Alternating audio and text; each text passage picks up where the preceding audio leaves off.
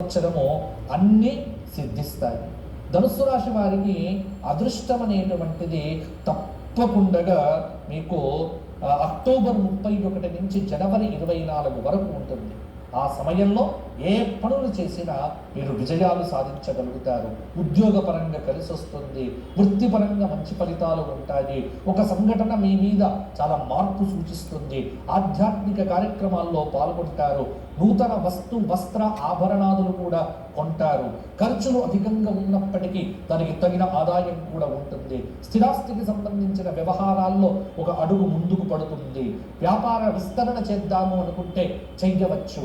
విదేశాలకు వెళ్ళాలి అనుకునేటువంటి విద్యార్థులకు వీసా సంబంధిత సమస్యలకు పరిష్కారాలు ఈ ధనుస్సు రాశి వారికి ఈ సంవత్సరం దొరుకుతాయి.